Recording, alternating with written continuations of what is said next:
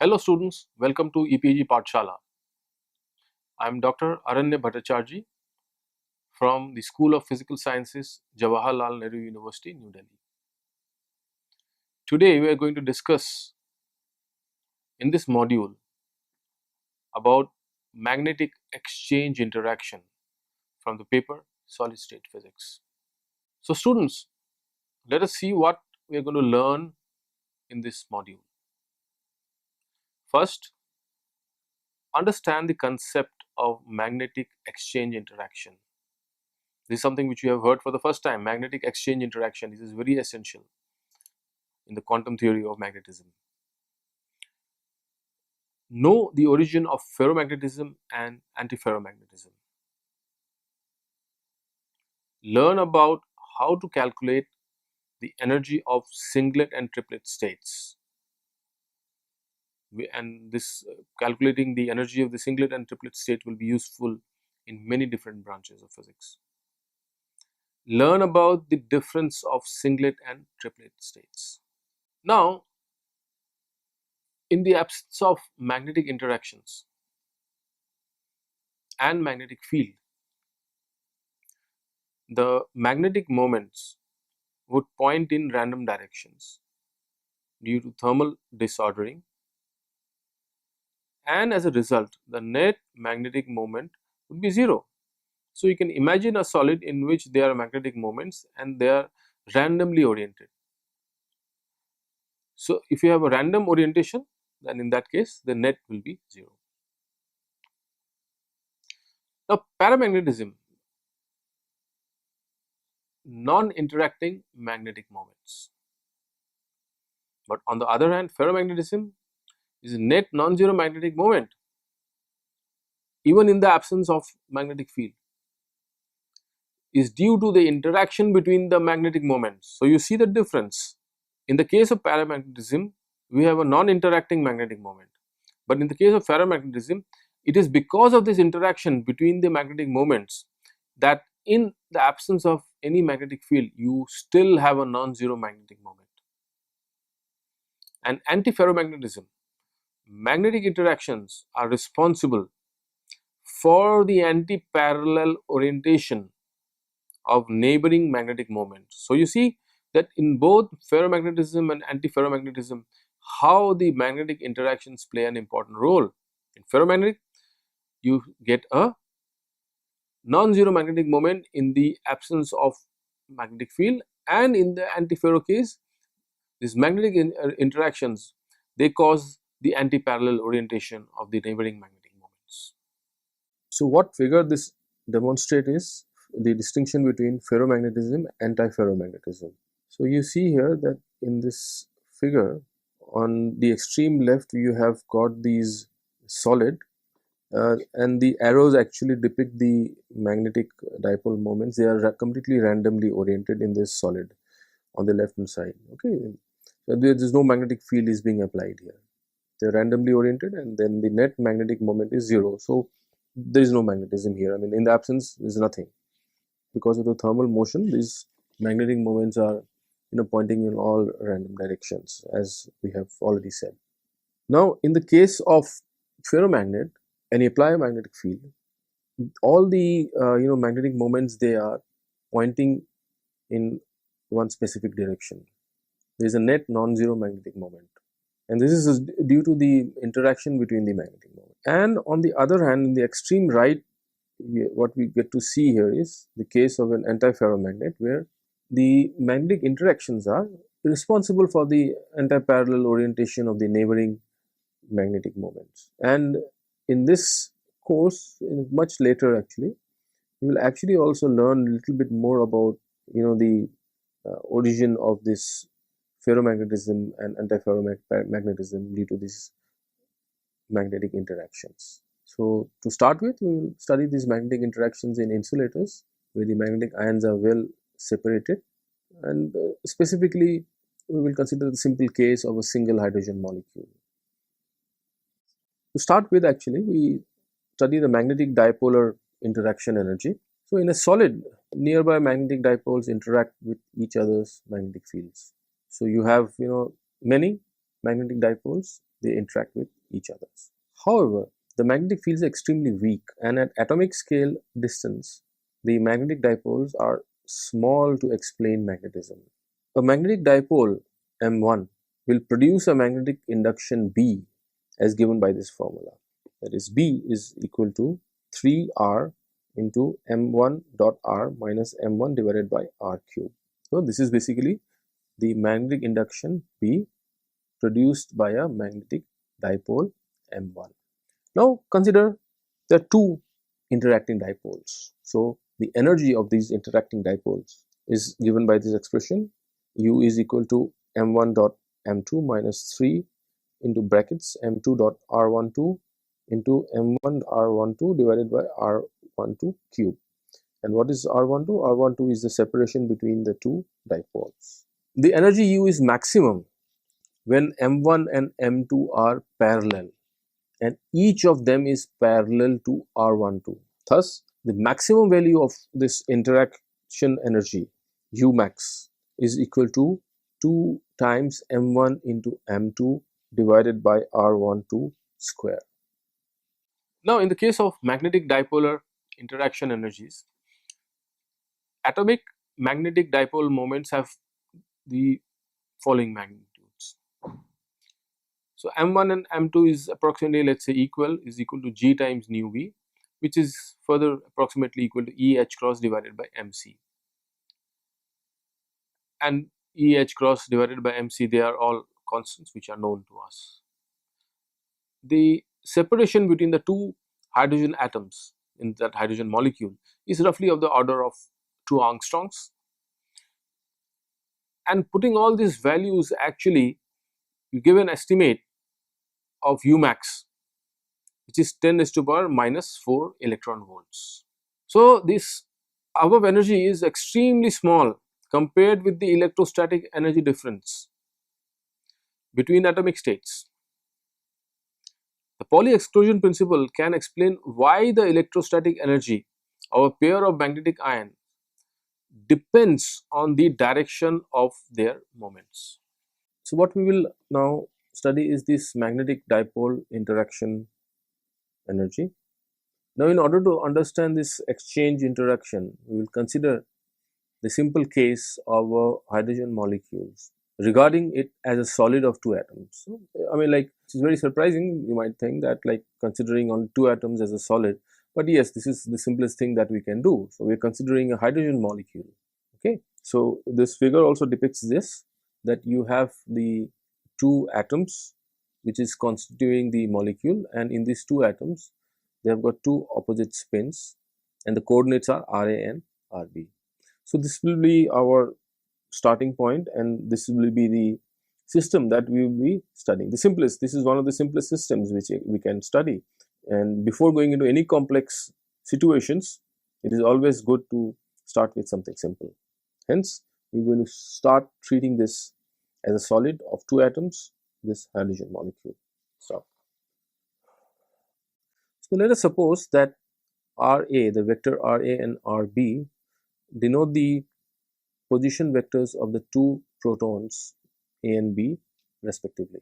Let R1 and R2 denote the location of the 2 electrons of the 2 hydrogen atoms. The separation between the 2 atoms is RAB, which is equal to RA minus RB, and consequently, of course, the Coulomb interaction is only a perturbation, remember that in this case. Let phi A and phi B be the spatial wave functions of the outermost electrons on the 2 hydrogen atoms A and B respectively, when the atoms are infinitely apart and not interacting. Okay. So, this is case that we have got phi A and phi B as 2 spatial wave functions of A and B, of the atoms, hydrogen atoms A and B, and when they are not interacting, when they are infinitely apart. Okay. So, again the justification that the Coulomb interaction is only a perturbation is valid here. The wave functions phi A and phi B are not orthogonal. Hence, the overlap integral given by this expression is non-zero. So, there is a finite overlap simply because this expression is non-zero. Now when the two electrons approach each other, the two electron wave functions will be a linear combination of the asymmetric products of phi a and phi b. Note that when the two electron approach each other, the two electron wave function will not be a linear combination of the antisymmetric products of phi and phi b. And also note that we must also include the spins of the electrons. Now continuing further, there are two types of spin states, spin singlet and spin triplet. The spin singlet wave function is written like this, and remember that this is normalized also. So that is, like you have made a linear combination, so you get to see that, let's say in the atom A you have spin up, atom B you have spin down. So this first part of this spin singlet wave function is given like this, minus the second possibility that this atom A might have a down spin and atom B might have a up spin. So the subtraction of these two gives you a spin singlet eigenfunction, and the total spin is 0 in this case, spin singlet. Now consider the second type, the spin triplet eigenfunction. So there are three possibilities here. So as you can see that the three possibilities are like this, that you have the product of the two wave functions for A and B, each spins pointing up and down respectively in A and B. Here in this case the total spin is 1 and Sz is equal to 1. The second possibility is that A has got down, then B has got up, and then you add them together, so that capital S is 1 and Sz is equal to 0 in this case. And the third possibility is that both the spins are pointing down in both A and B. In this case S equal to 1 and Sz equal to minus 1. So you see that two possibilities that you get, singlet and triplet. Stop. The total wave function is the product of its spin and orbital parts. The Pauli exclusion principle requires that the total wave function changes sign under the simultaneous interchange of both space and spin coordinates. Thus, the product of spatial and spin wave functions must be antisymmetric under the interchange of spin and spatial coordinates. Since the singlet wave function is odd, it must be multiplied by an even spatial function. On the other hand, the spin triplet wave function must be multiplied by an odd spatial wave function. The two distinct odd and even spatial parts are written like this. So you have this triplet part for these two atoms equal to 1 divided by under root of 2 plus 2l square multiplied by brackets, where you have the two wave functions phi a and phi b with coordinates r1 and r2, but then the opposite also has to be taken into account, that a is at r2 and b is at r1, so they add together, which is basically an even. On the other hand, for the triplet case, there is a minus sign in between, which makes this entire wave function odd. So singlet even, triplet odd. We now proceed ahead to calculate the energies of the singlet and triplet states. So let us first consider the case when the two atoms are at infinite distance from each other, so that the energies of each atom is E naught. Okay, so we'll have this particular expression. So I've written down two expressions here. So this value of E naught here, as you can see, is the kinetic energy Pa square by 2m minus the Coulomb term E square divided by R1 minus Ra. And at the same time, you also have Pb square by 2m minus E square divided by R2 minus Rb, where Ps square by 2m and Pb square by 2m are the kinetic energies of the atoms A and B. Now, however, when the atoms are near each other, the full Hamiltonian is given as all these terms. So first two terms represents the kinetic energy of the atoms A and B, plus the rest of them are the Coulomb terms. So try to sort of see this, that what are these Coulomb terms. Okay, so you will see in the denominator, very easy to recognize. So in the numerator you have all E squares actually. Okay, and in a denominator you will see that various combinations of the coordinates r1 minus ra, r2 minus rb, r1 minus r2, Ra minus Rb, R1 minus Rb, R2 minus Ra. So try to see these combinations, understand the origin of these terms. It would be a very nice, exercise for you to sort of know what exactly these terms are. And also this integral which I have shown here, which basically tells you that if you integrate this Hamiltonian over the two wave functions of atom A and B, the net result that is you get is 2 E naught plus U. Now remember that when you are solving these equations, this particular integral specifically.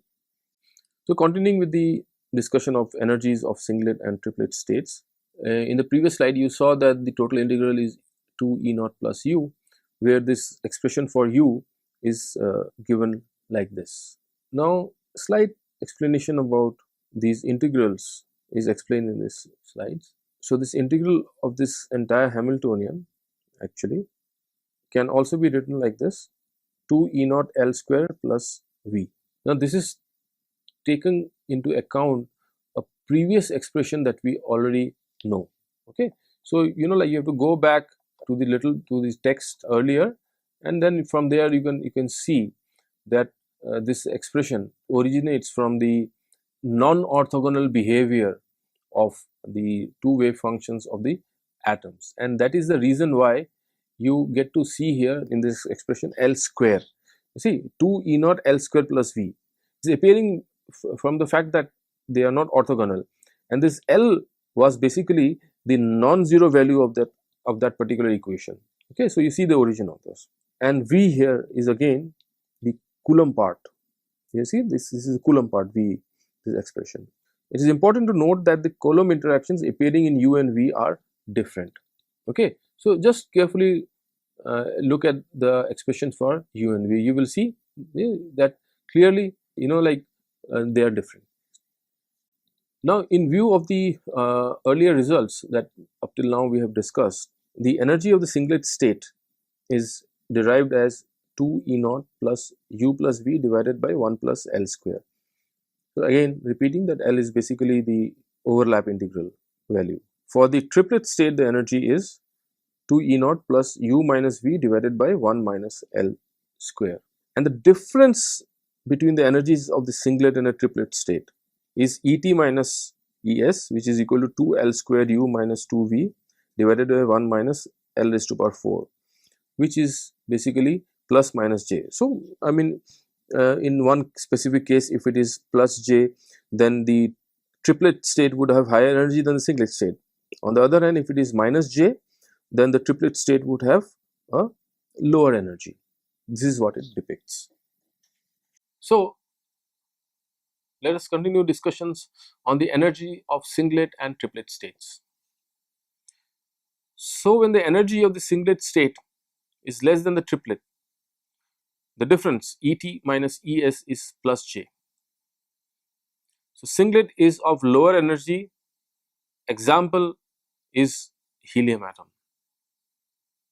On the other end, if singlet has more energy than the triplet, then this difference Et minus Es would naturally be negative.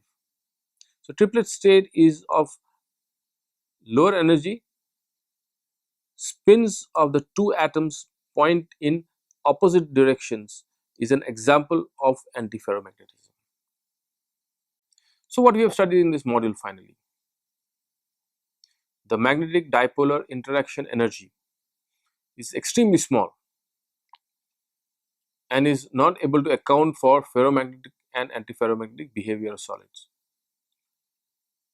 We have learned what are singlet and triplet states and what are the magnetic exchange interactions. For ferromagnetic solids, singlet state has lower energy, while for antiferromagnetic case, triplet state has lower energy. And the singlet triplet energy difference is referred to as an exchange splitting or exchange interaction. So thank you students. Thanks for visiting ePathshala.